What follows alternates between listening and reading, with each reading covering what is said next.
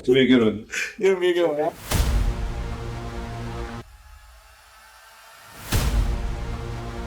Definitely a different type of process. Cut down or freeze up.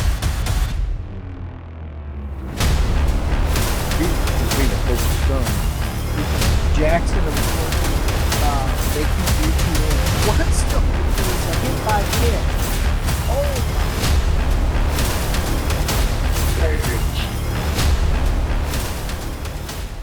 Hey, welcome back to Baseball 101, the long-awaited all Howell team that we've talked about.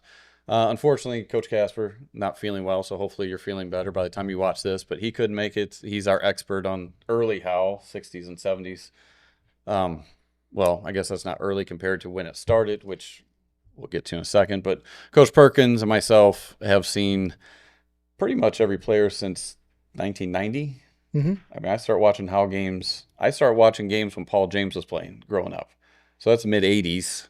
Yeah. We've seen a lot. Like when we say these are the best players we think, and the way we talked about it and the way we decided to do it was split up by decade because There's too many. there's so many great players. And we both have our all Howell team ever, and I have not seen his. So I'm curious who he put on there. And I'm sure there's going to be some similar names. The whole reason we're doing this, I mean, we love Howell baseball. For those who don't, like, Howell's been, I showed some of the players in my classes that played currently pictures of Coach Perkins coaching me when I was in high school. They didn't recognize him. He a little younger. Had hair. Hair, glasses. He had glasses at the time. Yeah, for 1 year. But You got me. 1993, he had glasses on. But, I mean, we've been together a long time. We love Howell baseball. I know the other thing, just to be clear, like I have been asked, and this is just to be, why wasn't it Howell last year? Had nothing to do with me and him. Like he had said, I was going to come back and help last year on a part-time basis, and one of the administrators had a different idea. So that's why I was at Zumwalt West last year, and I enjoyed my time at West, but that's why I left Howell. So those are like, well, what happened? It had nothing to do with us. I mean, we've gotten along. We fought, but we've also gotten along. So we get through the fights and figure it out at some point. But for those that are like, well, why are you doing Howell stuff? Well, it's because Howell's home to me. I've been in the Howell district since '79 and been in the baseball program since 1990.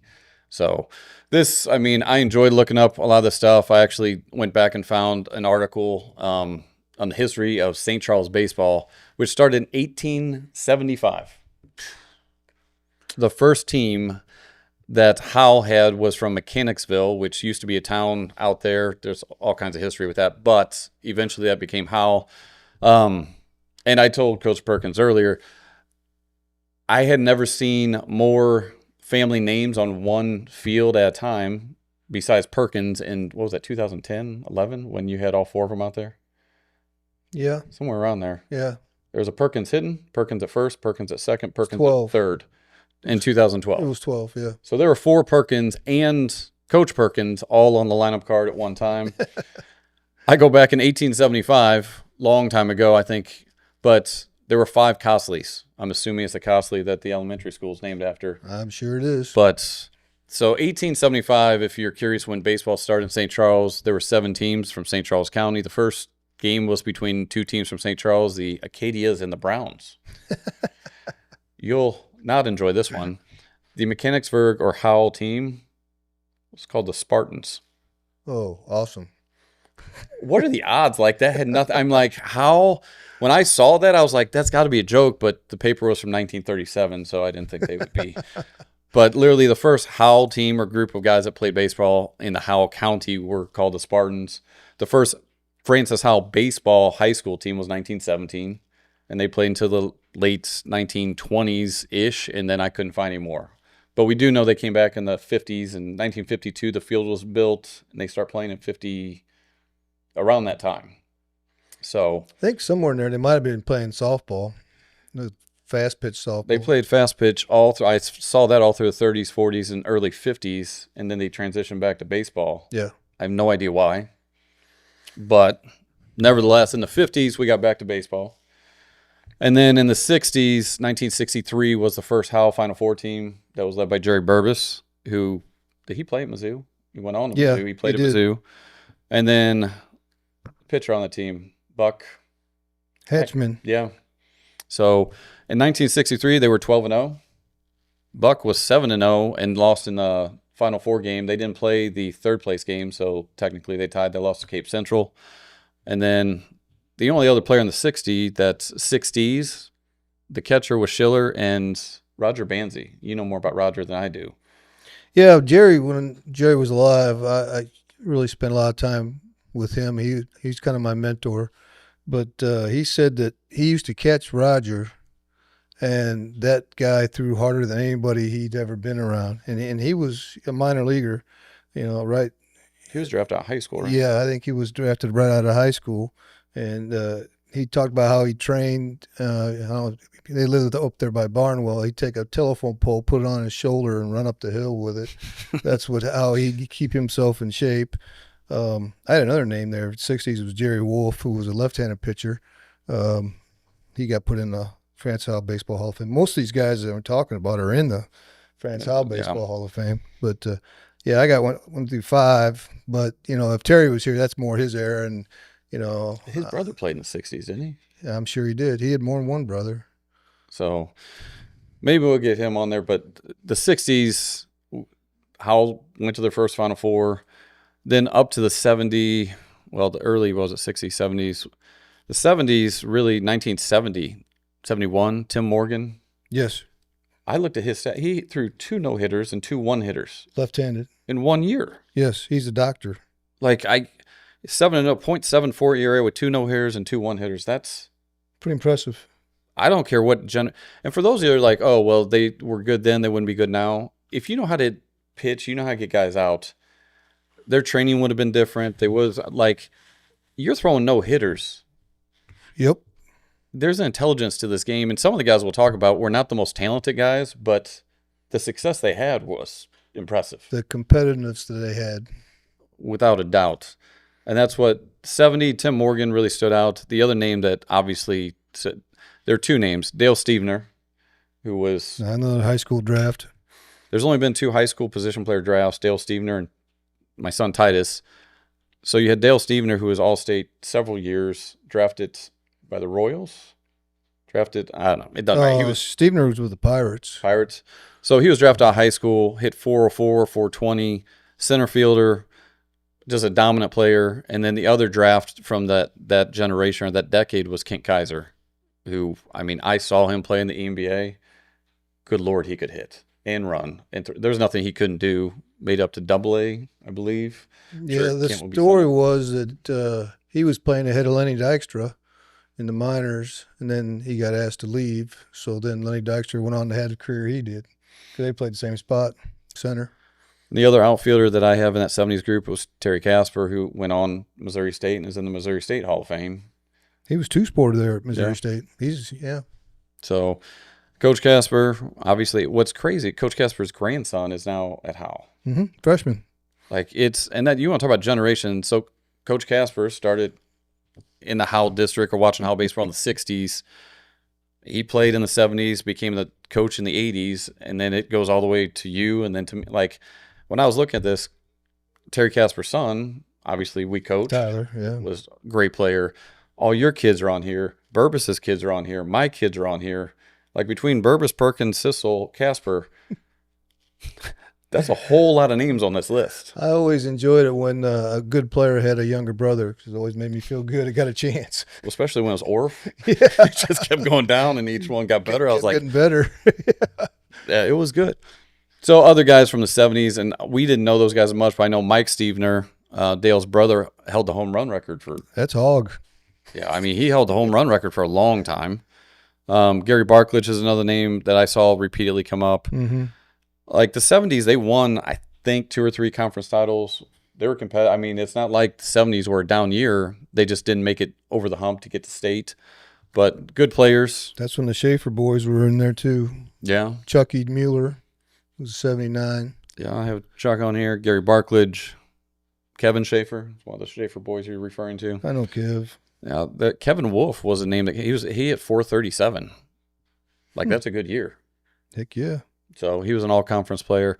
So, again, we don't know much about the 70s, so apologize to you guys out there in the 70s. But did well. 80s, now we do know some of these guys, and each decade had 2 guys get drafted until 2010. We'll get there in a second. But the 2 guys that were drafted in the 80s, Mike Potoff, who may have been the best pitcher. I mean, Paul James would argue. But So Jeff Sargent. well, Sargent's later on. I'm talking about in the 80s. Mike Potoff eventually went to Mizzou to play basketball. He was 6'7", 6'8". Yeah, I think 6'8".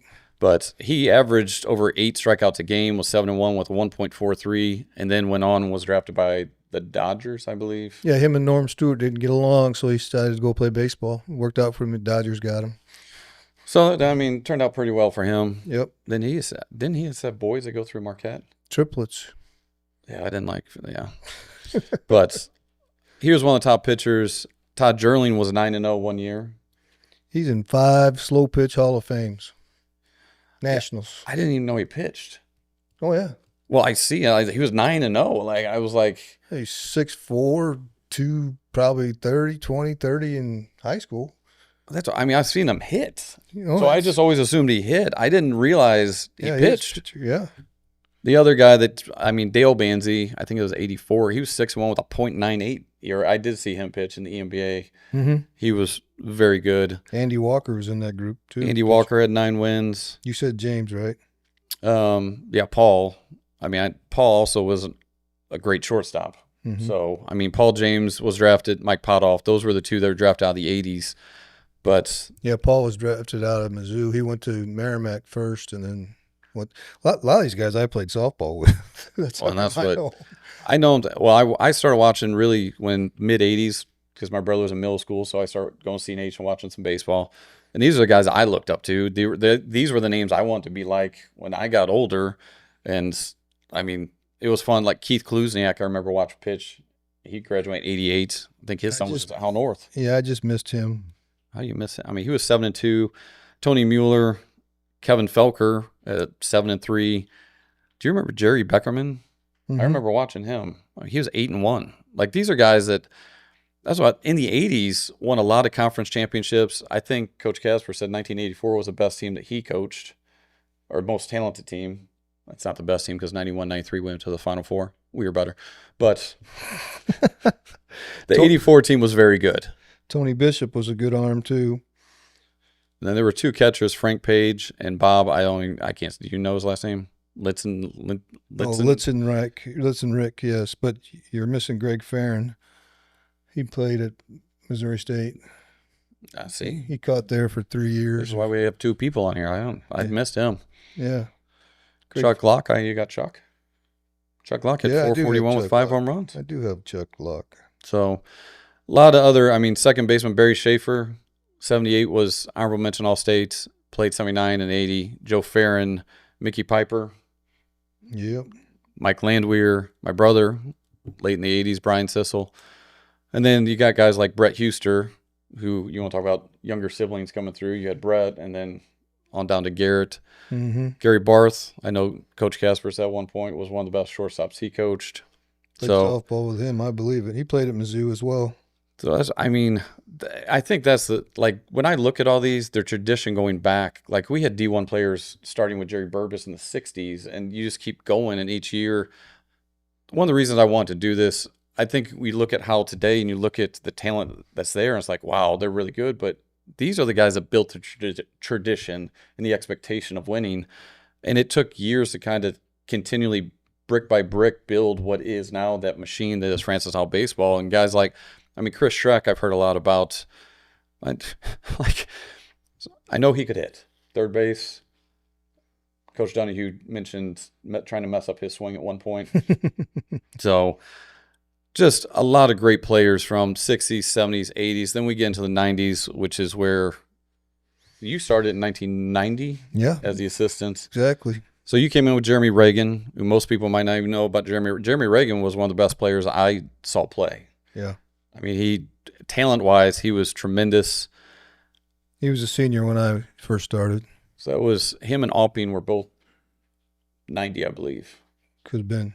Right in there. But the 90s is when Howell Baseball really started to move forward. With 91, we went to the Final Four, and a lot of those guys they had a different mentality.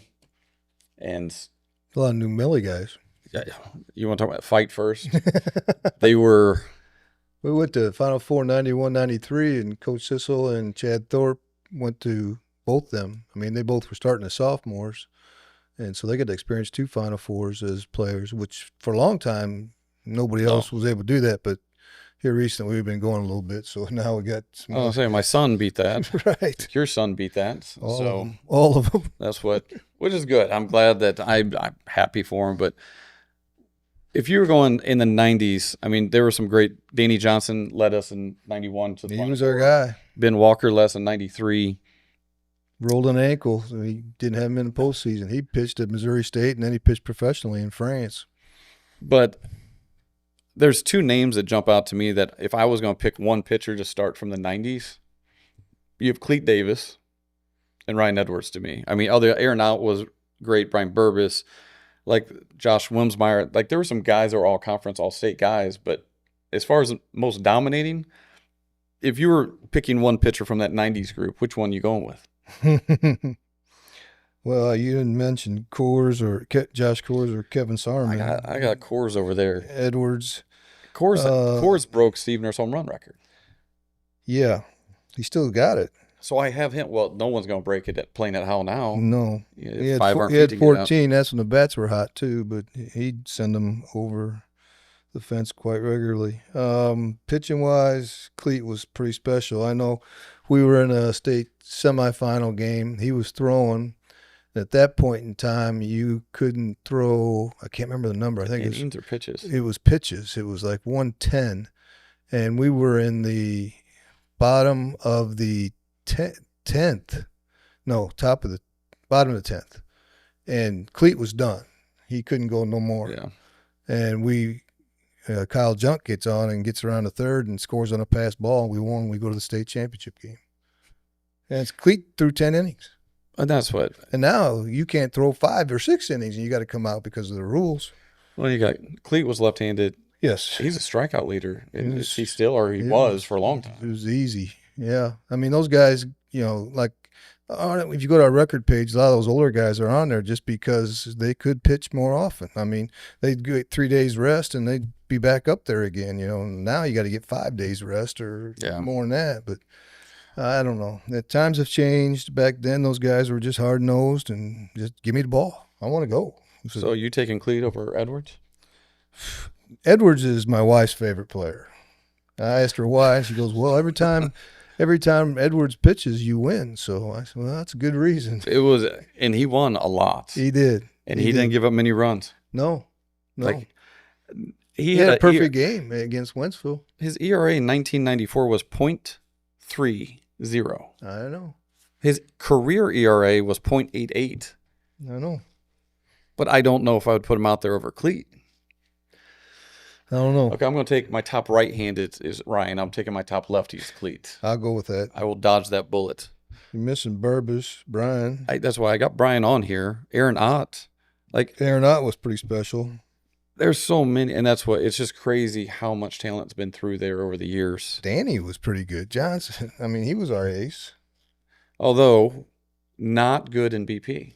For those who don't know, in 1991, we went to the Final Four. First time Howell's really gone, and we're taking BP at CNH, and we used to hit from like this left field line or what. Danny's walking, not paying attention. He's a left-handed pitcher. Not paying attention. Someone hits a line drive, hits him right in the head. He did. I had to take him to the hospital. It was a little scary. I mean, it wasn't like a glancing blow. It was best player. I mean, he was our arm and he was a hitter. He could really run too. But left-handed pitcher, not paying attention during BP, right in the head. But sorry, Danny, I had to tell the story. Catcher.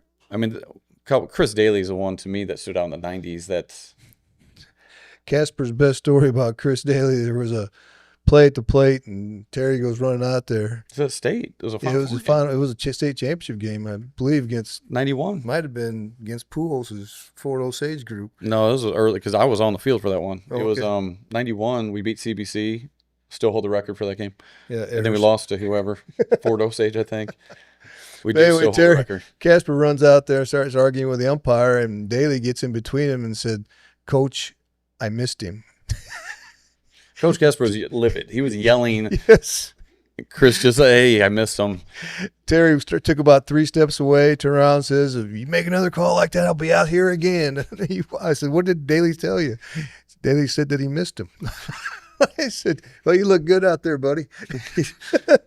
He got out of the dugout to hurry. He was still young and spry. He was pissed. He should have. It was but funny. Those who don't know why I said we still hold the record. In 1991, combined, we played CBC. The first play of the game was a 2-hopper. I was playing shortstop to my left. I fielded the ball. I threw it Into the stands. and I mean it hit the top of the stands at Mizzou. The first baseman, The aluminum bleachers go bam. Garrett Huster, I threw it and Garrett just looked up. Like it wasn't even close. We went on to set the most combined records in a Final Four game. I think With errors. Yeah, with errors.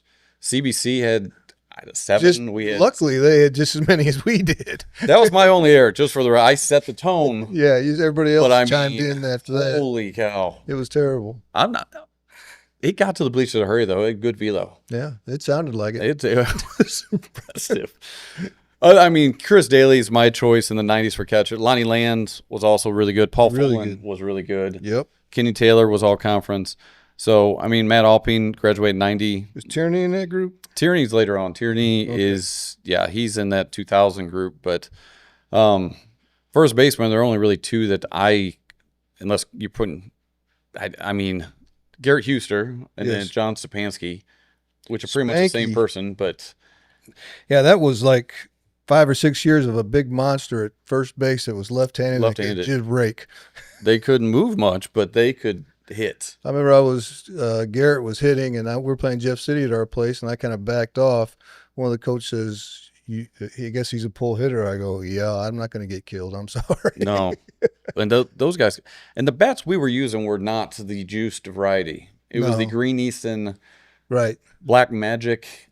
Adirondack, If you don't know what the Black Magic bat is, the Bumblebee. one of my favorites of all the bats I've ever used. Like that thing was, Timmy Sproul had one that was a -10. I don't remember. When did they put in like drop 3, drop 5 stuff? I don't know. remember. I can't remember the year. I never even understood the drop size. I was like, I bought a 33-inch bat. I didn't even know there were different weights. Yeah. Nobody But- really cared. No. It used to be the heavier the better. Yeah, it wasn't an issue. But so that's first base. Second base, Jeff Fincham was awesome in 91 and led us. Like he really was a leader of the 91 team. Yeah, But then he's your age. Yeah. Sean Lewis Sean- still holds the on base record, like Mhm. 60-70% or something ridiculous. Yep. He found a way. I mean, he was He had good wheels too. oh. Could really steal a base for you.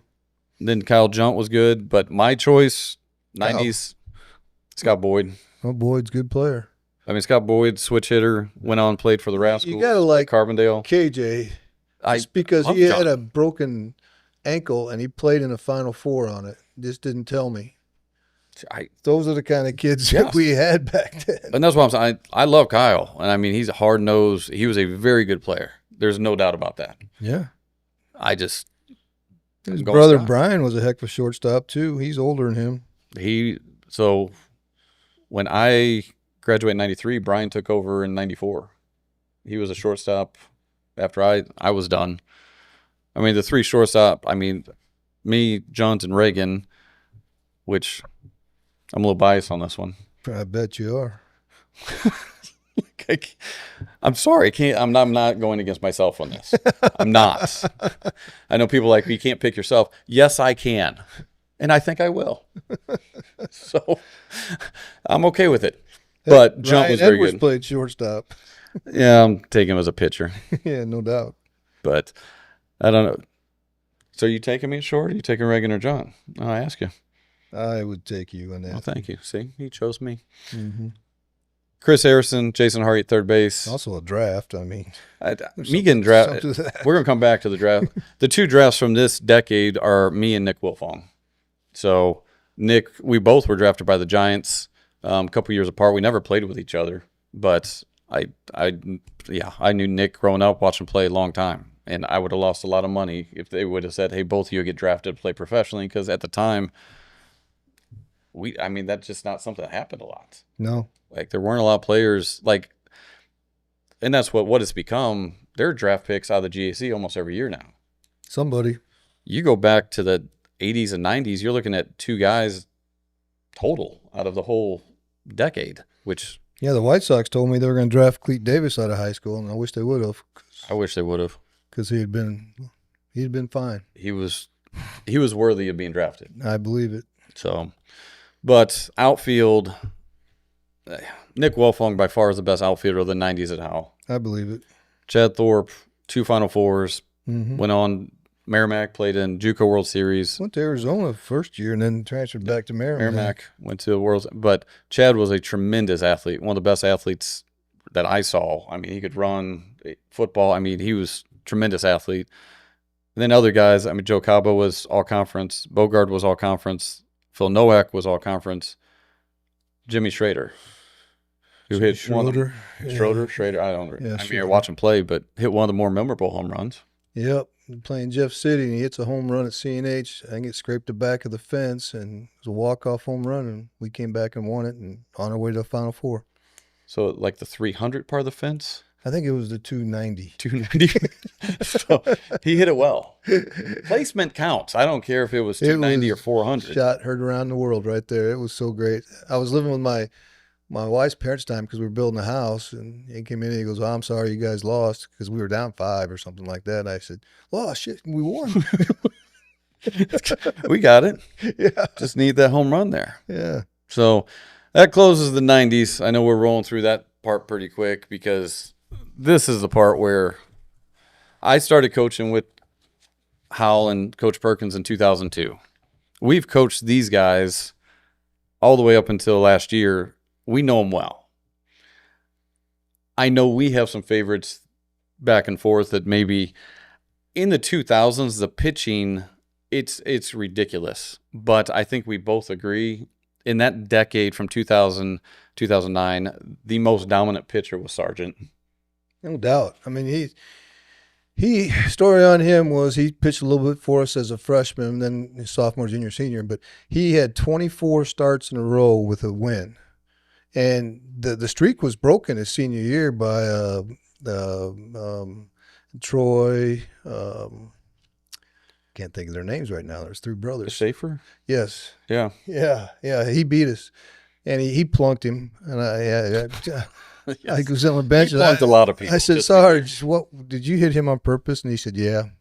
I said, "Okay, you didn't tell me that," and just walked off. They were friends. I mean, they played together in the summertime. So, but if you're going all competitor team in the history, Sarge, Jeff is on that. I mean, he could hit too, boy. I was really sad he chose to play football at Missouri State because, well, there's another one that I'm sad about that, but I can understand why. And that's why, I mean, he was as dominant as any pitcher I've seen in my entire time. Yeah, I remember he was warming up one time, and I said, "What was that?" He goes, "That's my sinker." I go, "Show me how you're throwing that." Because I never really taught a sinker, and he taught me how to throw a sinker. And I'm like, "That's pretty nasty." He goes, "Yeah, it works." The only guy that I would compare him to is Bryson Naputi. Him and Naputi had the same. They only weren't had the most. Naputi for 2 years, though. I'm just saying they weren't the most overpowering, but from a competitive standpoint, they flat out they weren't backing down from anyone. And I think Sarge was 90. Well, Naputi touched 88, 90. They both would touch it. Right. But I mean, as a pitcher, they could throw from any arm slot. They would change their windups. They would find a way to get you out and then stare you down the whole way back to the dugout. You're missing one. No, I was just saying that's why I compare them to. In the 2000s, the other guys from 2000s, which Austin Bieneman in 2008. He's awesome. Austin carried us in that year. Austin and Zach Gronick, those two, they were unbelievable. And it just, Austin maybe threw 82 to 84, but his slider, he didn't play in college. No one probably even remembers him, but Bieneman. No. He did. Gronick went on and played at S&T. Yeah. He walked out with a win record from that place. And that's, I mean, Gronick did that. Blake Hopkins, who pitched for us early 2002, Went to University of Illinois. Stephen Dial pitched at Mizzou. After Jeffco. And where James Allen had a pretty successful career, went on to K-State, was an all-time saves leader, and then was drafted by the Reds. Yep. So, but James really didn't throw that much for us in high school. Didn't know he was a pitcher, but after his junior summer, Strickland calls me up and says, "Hey, I got some news for you." I said, "What's that?" He goes, "James Allen's sitting 90, 91. Oh, he is? Okay. So my next phone call was James Allen. I told him to buy a first baseman's mitt because that's what's going to have to happen. Yeah. And James was an all-state shortstop. He was at K-State. Yeah, K-State. Yeah. But, I mean, James as a shortstop, it was great. to me, he was the best. Him and Sargent he was at short, and you have Josh Street in there at shortstop too. Yeah, Sarge always wanted to play short. Those guys. I tried to keep him off it. No, James Allen as a shortstop. Tony Sargent was shortstop. Tony was in there. Nick Armstrong was also. Matt Hermeyer. Matt, I don't know if you're out there, but Matt, I miss Matt. Matt Hermeyer was. He could hit. He was a hard-nosed kid. Yep, he could hit. So, but we skipped over catchers, which, I mean, arguably the best catcher we've had is Nate Orff. 2008, he was unbelievable. Like, he was defensively, had an unbelievable release and arm. He hit. He was really good about throwing behind guys, too. I mean, his arm was great, and he'd be picking guys off at first, picking guys off at third, throwing guys out at second. It was so nice having him. Oh, do you remember the play at Baldwin, Parkway South? Mm-hmm. That was a double play. Oh my gosh, Preston Aldridge, another D1 guy. Preston's probably the best outfielder from that generation or that decade. I agree. Throws a guy out at the plate. This is to go to the Final Four, correct? Parkway South, yeah. Throws a guy at the plate. Nate tags the guy and then throws it to second base. And I mean, it was a bullet to get the guy double play. And that was one of the better games that I was a part of. I mean, that was unbelievable. There's two other good catchers. Three. I was going to say, who else you got? Michael Hopkins, who was one of the there's only 2 or 3 guys that's played for me for 4 years, and he's one of them. And he hit 400 like 3 of those years. Another one's Brock Schaefer. Absolutely. And then John Tierney. Those guys. You forgot our starting catcher on the state championship team. Brandon Austin. Yeah. So, but yeah, Mike Hopkins, 4-year starter. John Tierney was very good. Brock Schaefer was really good. He was a 4-year guy. So that 2000 had some serious catchers, but Nate there. Yeah, well, there's no doubt. I mean, now first base. He didn't run bases very well. We had trouble there. He brought it up. It was not me. He got on base, but we had a little trouble. Sophomore year, we tried to put him in to pinch run a couple times. That was a bad move. He got picked off. Put him in, picked off. Tried to put him in, picked off. It was terrible. It was so bad. It was so bad. It was figured it out. I said, just get a little closer and just don't go nowhere. Yeah, it was. Who you got first base in this decade? Well, James Allen ended up going over there his James? senior year. Who am I missing? Oh, you're missing my boy, Andy Roney. Oh, Roney. Did you look? If you look at Roney's stats, they're ridiculous. I know. He could hit. He was a little squirrely. Had to keep him out of trouble, but he could hit. He was in the Niemeyer, Hermeyer mindset of not always the easiest to coach, but man, they could play. Yeah. They were competitive. Later on, you had Ben Cook. Ben, part of that team later on. Did Josh Kors ever play first? Yeah. And that's where, I mean, Josh, like you said, he still holds a home run record. Yeah. It was at CNH. He would not have hit that many he wouldn't have hit that at Howell, but. No. Second base, I'm going Kyle Bear. Who you got second? That Peel was not that group, was it? Peel was not. We had Bear, Holmes, Niemeyer, Ryan Fitch. I'd probably go with Niemeyer. He was hard-nosed. I'm still mad at Niemeyer. From when? He almost lost us the state championship. He won us the state championship. But he went the wrong direction. You get the secondary off third base. And you see it now. He got so big, he started going back to third. There was a pass ball he didn't score. Right. Only because Tim Avance bailed him out. Right. He was going to pinch run. He was a sophomore, I believe. Yes. We had him up, and I said, Niemeyer, you're going to courtesy run for pitcher or catcher. Somebody was over there, and he puts on as he's putting on his helmet, he goes, I'll be right back with a state championship. And I said, okay, buddy. And it happened. It happened, but yeah, that was cool. I've never wanted to choke a kid so much. I love Matt, but I mean, we've talked about leads and breaks and get your secondary, see it and go. And he got too excited. He had to be a policeman. He did. He is. But so you're going to Niemeyer and Bear. Shortstop, we went through this list earlier. Third base, I mean, Greg Rogers is the guy from that decade. Like, No doubt. I mean, Switch hitter, and he was a 4-year starter for us. I mean, like I said, it don't happen very often. We've talked about 3 of them. yeah. We've got one other Hopkins, Schaefer, Rogers Yeah. so far. Yeah. Great hitter, switch hitter, third base, good defensively, and the winning pitcher in the state championship game in 2003. Played it. Yeah. He hadn't pitched all year because his arm was kind of bummed, so we stayed off him, and all of a sudden he tells me in the Final Four I can throw. I said, good information. And he was a good pitcher. And he ended up closing it out. We won. He did not throw a pitch. We only had the 3 entire seniors on that team. year. Him, Casper. No. Was Casper senior that year? No. It was Narsh, Oh, yeah. Rogers, and Austin? Brandon Austin. Wow. The Narshinator. Look, we've had some decisions over the years, or you've had some decisions that I've disagreed with, and we've had those conversations. You didn't like the Narsh decision? He struck out the dude going to K-State. Big old lefty. Look, Matt Narsh, it's 5'7", 5'8", Yes. left-handed. If that. He may have thrown, his fastball may have been low 70s. No.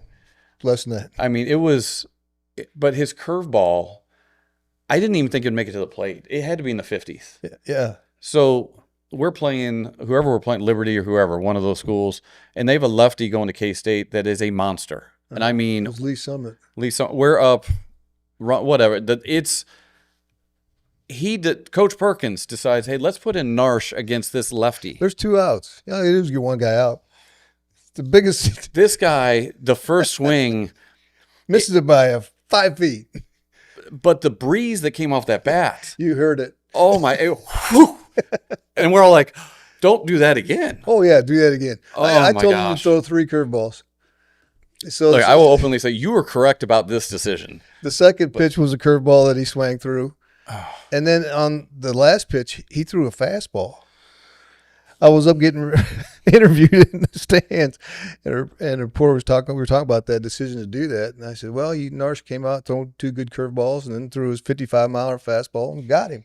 And then Scout Miller says, "Coach, I had him at 62." I said, "Oh, he got a personal best." Well, that's, I mean, True story. all these situations over the years, like that was my second year at Howell when he's like, I'm going to Narsh. I'm like, but no. And Terry Edding was in there, and I think Terry was also on the no, but sometimes you're right. Sometimes I'm wrong. You were too. right. You're in that situation. It turned out right. I was genius there. Oh, scared.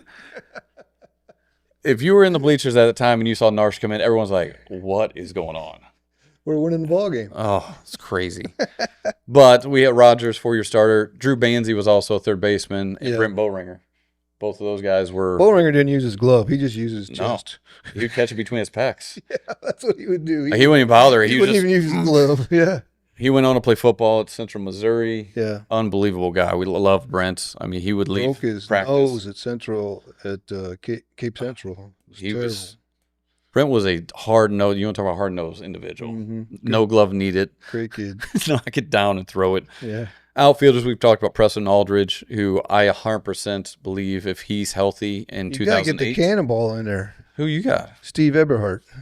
Well, he's right underneath Preston right there. I got Preston and Steve. Okay, good. So the those, same and page then there. my third is Tim Avance, would be my 3 from that decade.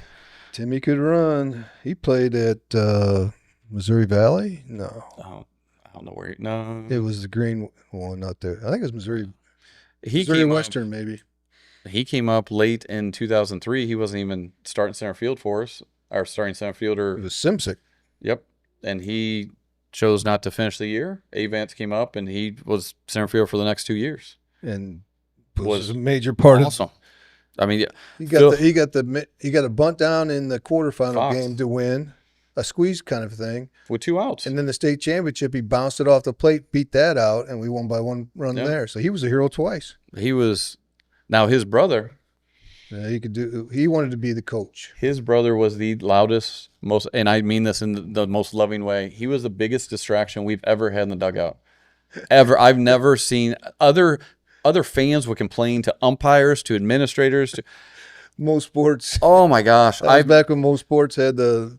Oh yeah, whatever it was. They The were message just, board. That guy is so annoying. Dan Avance. He was annoying me. Oh, I sat by him. You'd go out to third base, and he's sitting in my ear. And I love Dan, but I mean, I've never heard a human make so much noise. I said, "You can be a manager." He goes, "Well, I need a uniform." I said, "You're not getting a uniform, Oh. to be a manager. I mean, managers don't get uniforms. Come on, man." He He ends embraced up being a lawyer. he embraced his role as well as anyone. I mean, Yeah, he had something to do with that. Oh. That winning thing. he was other guys in the outfield there. Phil Wydell started for us in the 03 team. Him and Roney were the buddies. Yes, they were. Jeff DeKalb later on. Baumgartner. You remember Jeremy Hopfer? Oh yeah, Jeremy was a good outfielder for he's us. still playing softball down CNH. He was a catcher, but we had other catchers, so he went out to right field. Yep, Although it was tough because he was deaf in his right ear and Preston was deaf in his left ear. that was tough because So they were anytime it was in the gap, I'm like, it was tough. That's true. that was one guy we did skip over. I don't want to skip over. Josh Street. Josh Street was a really good shortstop for us for 3 years. Yep, for sure. And For then sure. He could hit. the other guy that and Tyler Casper was a huge part of that 03 team. And one of the better, just overall, another bulldog of just like, he's going to compete. Yep. So, I mean, that whole decade really took Howell baseball to that next level. 03 we won it. 08 I still say is one of the best teams that I've ever coached. Tyler was kind of hurt too towards the end of the season, but he wouldn't come Yeah. out. He wouldn't even tell me, so I'd put him out there and get as much I could out of him. He got hurt, and then what is that when Brunsworth started throwing for us? Yeah, Matt Brunsworth. yeah. So another name that was, I mean, Kyle Wayman threw well in that decade. Corcoran. Kyle Corcoran, Sarman. I mean, a lot of great pitchers. Mm-hmm. But That's just the success of Francis Howell. We've always had fantastic pitchers. I mean, that's why we win so much because we get good arms. and depth. I mean, you had like Rogers didn't throw his entire senior year until the state championship game and comes in and he was Lights out. ridiculously good. Throwing strikes right down the middle, fastball. Hit it, buddy. I mean, guys like Matt Narsh coming in. He's perfect after a guy like that. So you had that 2009. That to me took Francis Howell to that next level of like elite, and then from 2010 on, it has been the depth of talent. Like when I look at the 2010 pitchers, I don't know if I could pick one that would stand out above the. I mean, we had two high school draft pitchers, Graves and Munson, and then Jake Kostychak that was drafted out of Arkansas. Like those three, and that's not even counting so many other guys we had there, including Justin Perkins, who on the mound was Pretty really good. Not bad. Dylan Salzman, guys like Aaron, and these are the guys that you go into this season, you always say someone steps up. Aaron Dunkley and Jordan Moats, Danny Bodenshots. Southmaid, Kostychak. These guys that you don't expect to like be main contributors, all of a sudden they're throwing big games for us. That, I mean, Dunkley ended up throwing some huge games for us, but I mean, of those, there's no way I could differentiate between Graves, Kostychak, and Munson. Like I couldn't pick one over another.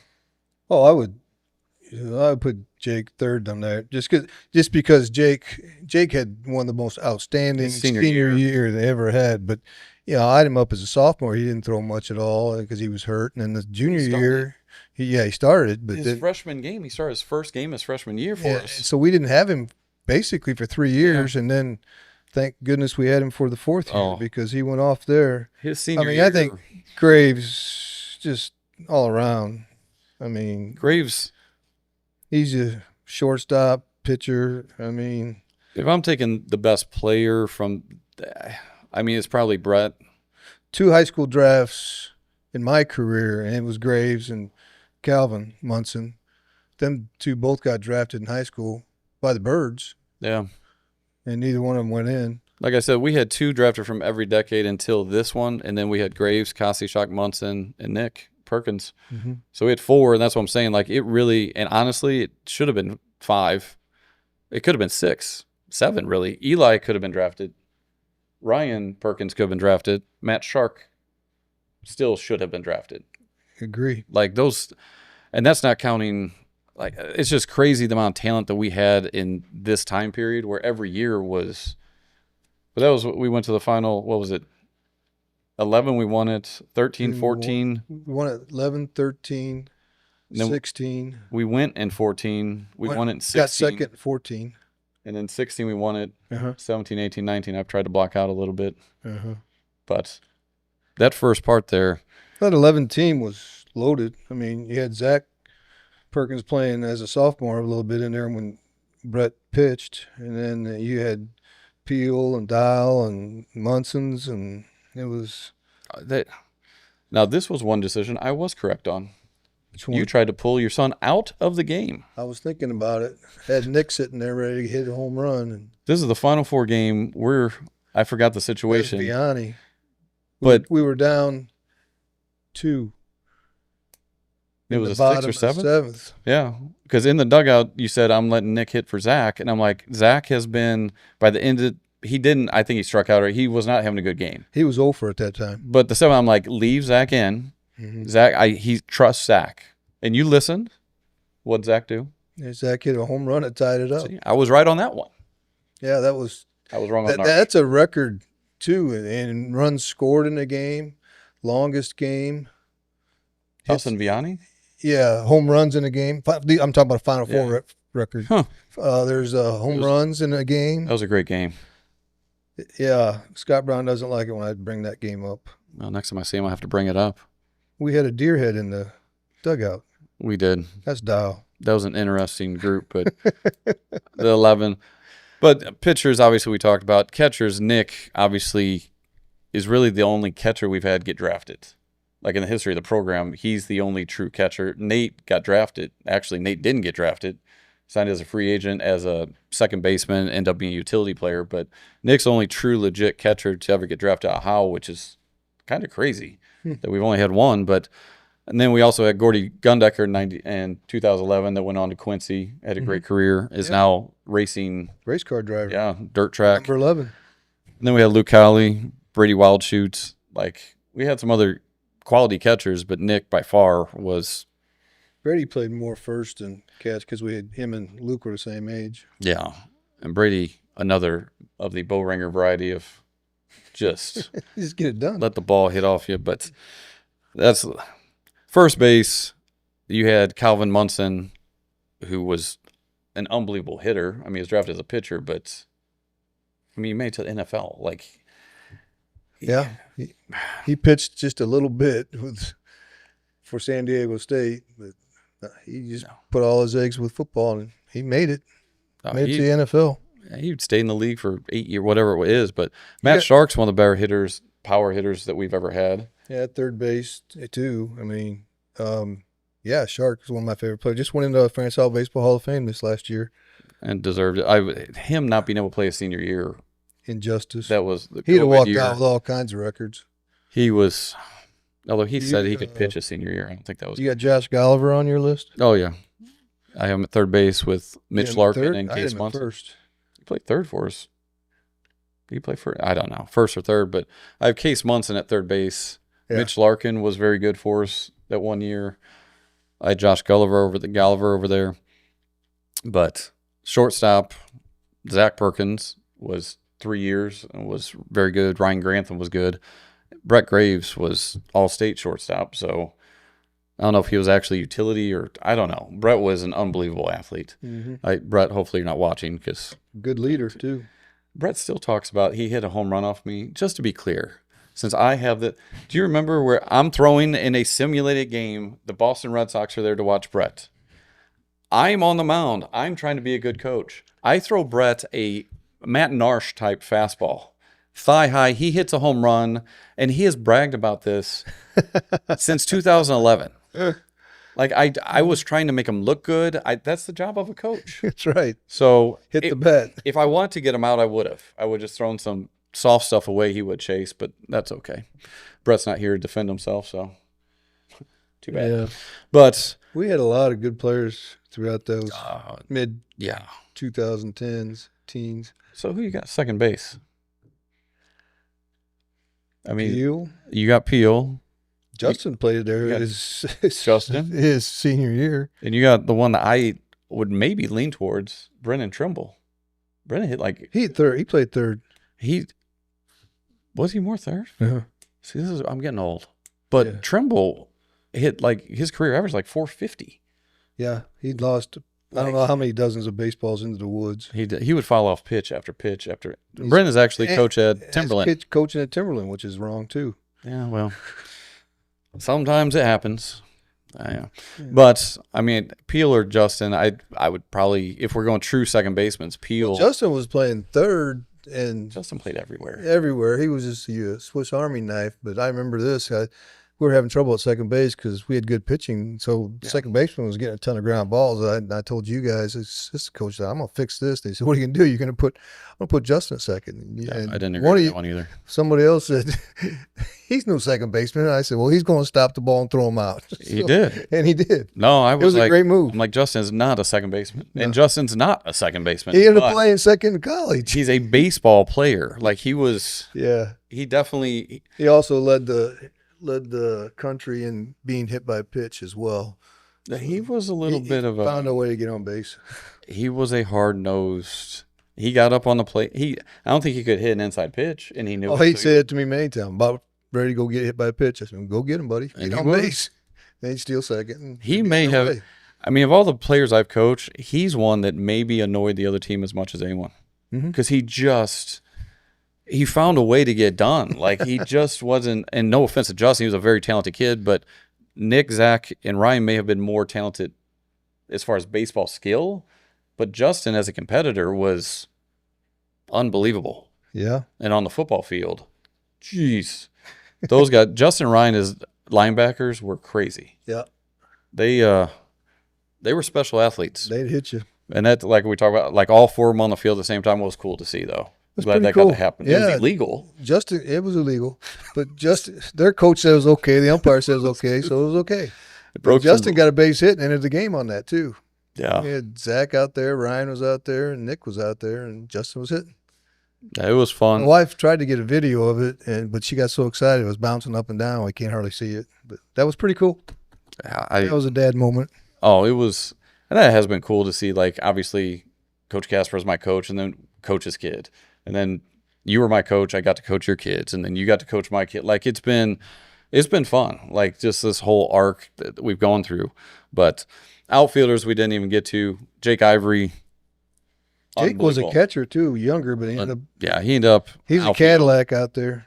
Ryan Perkins and Eli Dilday to me are Jake, Ryan, and Eli are the three that I would pick as far as now. Kyle Grantham, his 1 year, it was pretty dang was good. Unbelievable. But as far as if I'm taking three outfielders, put them out there right now. Ryan broke the record at Murray State for most games played. And Ryan was left-handed, had power. To me, he was a draftable player. Like he thought he was a pitcher, but he always talks about beating Eureka on a Saturday, and he hit the home run. We won 1-0. He couldn't get the last out.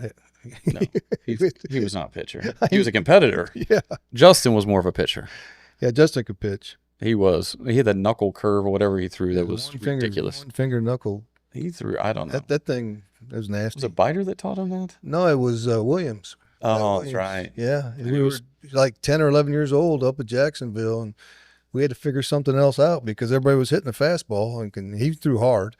So he taught him that thing, and game over, man. He kept throwing it. Yeah. We also had Jared Hagley out there who went on to play at Mobap. Hags played football first. So Josh Gwaltney was really good out there. Mm-hmm. He could go get it. Soccer guy. Later, Dalton Grantham. Eric Hinkie went out to right field. Maybe the best 9-hole hitter ever. Yeah, he was like All-State. He was. Went to 9-hole. 9-hole. Hit for 400, I think. We also Charlie Keltine during that time. Jake Helwig. Like there were a lot of guys out there, but Eli was a draft. Yeah. And went to Nebraska. Ryan, Jake, those guys. Like there was McGuire Dean was another one. Nate Green, both those guys were huge contributors in those teams. No doubt. But man, the amount of talent in that time period was maybe only topped by from 21 to 20, like currently, the talent in the 2020s has been impressive, especially on the mound. Like the 2021 team, you had Matt James, Shane Kirby, Carson Subert. Who else threw on that team? Those three were really Brackensick. Good. Was he on that team? Yeah, he was 21. Yeah, Brackensick. So those four on the 21 team were really, we didn't have 2020, Right. but 2021, that team was really good. Yeah. Maybe the toughest loss in all my years was that game to Zuma West, which, Yep. that was ridiculous. But other names, I mean, just from the 2020s on pitching, Bryson Naputi was as much of a competitor as I've seen. I mean, he's ridiculous. But you also had Shipley, Alex Bryan, Tyler Rouser, and then Eli Skidmore. And then currently you have Dylan Curtis and Jake Brettschneider. That's a whole lot of legit arms. You hit everyone I had down my list, and you got them all. You can't even, and that's not counting like the Quinn Redfields and the Grayson Colemans and those guys. Those people always get lost in the shuffle. Like I was talking earlier today about, Carson Drummond and Jack Hubbard. Nobody talks about those guys, but the fill-in guys that come in and give you two innings, or maybe even 3 innings is like, okay, that's cool. We're throwing strikes. Awesome. And they're college caliber pitchers. And we've had guys like that every year because we play a lot of games, but you're forced to use the guys, and they need to figure it out how to get people out. No, the pitching the last 4 or 5 years it has been as good as any era that I've ever seen at Howe. Like it just, because of sheer depth. I mean, you're on your fourth pitcher, and he's a D1 arm. Like it's crazy. I mean, I'm gonna have 4 D1 arms on this team. I mean, you got Dirks. I saw that just committed Slew. Congrats, Drew, if you're watching. And Chup will be too. And Chup will, and then Brettschneider and Curtis are both Mizzou. Like that's rare, and to have that depth. And obviously, we've talked all the way back to the 70s. We've had depth, but the one area we haven't had a lot of depth in this last run here is catcher. Caleb Miller has, like, to me, of all the ones that have been back there, he was a baseball. He got another guy to compete. Oh, he found a way. Wasn't his number one position, but that's where we needed help, and he jumped in there and just got it done. He found a way, and he led. I mean, he led well. I mean, great job. I mean, Ernst also called, and Van Sievers currently catch, but Miller. Without Miller moving to catcher and kind of anchoring it back there, we would have been in trouble a couple of years. So I agree. Now first base, we haven't even mentioned. To me, the most pure power, has got to be Norfleet. I mean, Coors had it, Munson had it, Leo had it, and I'm sure Dale Stever, Mike Stevener back in the day. But Brett Norfleet, as far as pure power, I've never seen balls. The one he hit Lafayette and the one he hit DeSmet. Yeah, that DeSmet one was a bomb. If you didn't see, it's on GSV. Put it on the football field. The place was packed. It was juiced. If you've been to DeSmet, it left center. It cleared the fence, the bleachers, and landed like on the football field. Like it was. And it was a bomb. The one at Lafayette was also similar to that, pretty but good. He hit some balls. I think Brett would have been drafted if he would have pursued baseball. I totally agree. And if not hitter, as a pitcher. If he didn't tear his labrum, he'd have been drafted as a pitcher. He was 94 when he was younger. Norfleet was one of the most special players I've seen. Mm-hmm. In sophomore year, he didn't even hit for us. It was spoiled to have him at first base because you could make a high throw. Maybe he might have caught yours. I don't know. Mine was, but it's not like defensively. Then you go Jackson Vaughn. Yes, that's Jackson defensively is as good as I saw at first base. Like his hands were they are special. Scooped everything, and even the fly balls, he'd climb the fence and bring it back every time. And he could flat out hit. He's one of the best players. Like Vaughn, a very smart dude too. Just really Now we get up the middle. This is where it gets a little trickier because you got 2 drafted shortstops. You have Titus and Jake. Yes. I would put one of them at second, one of them at short if I was putting a team out there. Me too.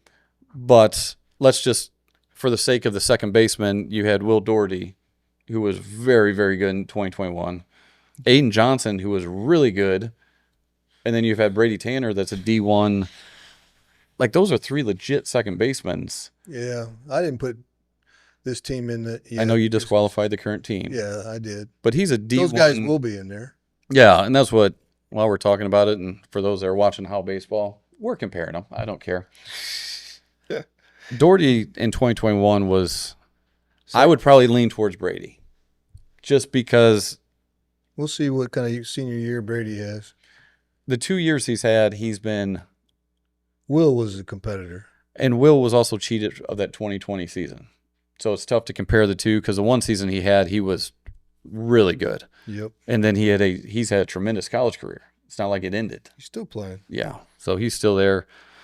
But then it's the only time we've had Titus was drafted as a shortstop, is still playing shortstop. Jake, ironically, is, I think, at second base now, isn't he? I think so. So in high school, Jake was at short, and Jake was a tremendous high school shortstop. Mm-hmm. Like, his hitting his senior year was as good as anyone I've seen, and defensively he was. But both those guys, like, those are two legit drafted position players. So Yep. now third base to me is easy. I'm taking Rouser. I like Rouser. I mean, Switch hitter. Brady Wilson was very good over there. Brady was He's good. still playing. He ended up being an outfielder at Jeffco. Yeah, but Rouser was really good. Outfield, I mean, Leo, 4-year starter. So the other three we talked about, Schaefer, Hopkins, Rogers. The other two that 4 years is Titus and Leo. Mm-hmm. So those are the five, in case you were curious at the end of that trivia question. Yeah, it is. But I'm taking Leo, Sam Maddox. Sammy went to Western Illinois. Then went to Lindenwood, and now he's going to be some kind of a doctor or something. Also very smart. Yes. But I would probably, Jackson Vaughn also played outfield. Did you mention Alex Brown? Brian? I mentioned him briefly, but yeah, I mean, he was, Pretty doggone good. Alex was really good. Yeah. He's at Maryville, right? Yes. Doing well. So yeah, Jackson Vaughn did start in the outfield when Norfleet was Left. around. yeah. But as soon as Brett left, he moved right into first base, took care of business there. So if I'm throwing a team out there, I'd put Vaughn, Maddox, and Leo in the outfield. Nothing against Brady Holtman had a very good year for us. Bryson Naputi had a really good year for us. Wibb had a good year for us. But I mean, those three, probably the ones I would start out there. I'm with you. Now we get to the tough part. I'm curious about this because I have not seen your list. Hey, just to clarify, Yes. I don't like doing this at all. No, he does not. At all. He always asks me about, what's my favorite team? I said, well, the ones that win state. There's 4 of them. Here we go. Those are my favorite teams, but who's the best one? I'm not going to say that. Heck, this team that just didn't even get there is 34-4. Pretty good team last year. Best regular season? Yes. Yes. I know. Best team. And these are obviously just our experiences. 2, 3, 4, and we, All right, I got 7 pitchers. well, I have 7 too, and all 7 were drafted. So I view that we didn't talk about our criteria. I'm just going with, if I was taking the best players of all the players we've taken, and I could put one team out there and put them at any position, I got one that's not drafted. and I'm sure because I did a second team too, but I'm just, of all the ones, if you got drafted, you obviously, I have one person on this first team that wasn't drafted. Everyone else was drafted. That's Except right, for Orr. But, so what pitchers you got? Paul James, I got, Mike Potoff, mm-hmm, Roger Banzi, mm-hmm, Brett Graves, mm-hmm. Jeff Sargent, I don't have them, but yes, I could definitely go with that. Zach Gronick, Okay, now that one I don't have. I have him on the second team. Cleet Davis. I should have Edwards on there too. So I got Graves. You also have. I have Kosti Shock because his 1 year was unbelievable. Paul James, Potoff, Banzi, and Calvin. But Sargent, I could definitely put on there. I mean, I said he's one of the best ones we've had. So, I mean, we're pretty similar there. Catcher, I mean, like I said, Nick's the only. I'm just going as far as he was drafted as a catcher, I'm taking Nick as the catcher. Yeah, Nate Orff and Brock Schaefer in there too. I had 3 of them. So I'm going Nick. I put on the infield, I put Norfleet, I put Titus, I put McCutcheon, and I put Orff. I got Cissell, Shark, Jerling, Coors, and Rogers. I'm not going to argue with you there. But this is where I win. If I'm putting the best outfield of all the players we've had, I put me, Wilfong, and Kaiser in the outfield. Like all of us would run 6.5s. Like that's a fast outfield. Outfielders were going to be different. No, who you got? I got Ryan Perkins, Preston Aldridge, Dale Stevener, Steve Eberhardt, Kent Kaiser. So I put Dale Stevener on the first team as the DH. Okay. I mean, obviously he was there. Second team, I do have Eli, Ryan, and Preston. So we have them all. I mean, it's pretty much the same ones on there. Then I did utility. Who'd you go with? Did both. I had Ryan Edwards on that. That's why I didn't have him up pitching. I got him on utility. And Calvin Munson, Michael Hopkins, and Justin Perkins. Yeah, I just did DH, but I mean, it's these guys. I mean, it is tough to narrow it down, but it is crazy. Like on the second team, we didn't even mention. Did we even talk about Case Munson? We may have skipped it. We should have. I mean, Case had one of the best third baseman we had for us, and playing left field for Mizzou. Yeah, I mean, Case was unbelievable. And Zach Perkins, it's just. Yeah, I threw Zach in the infield.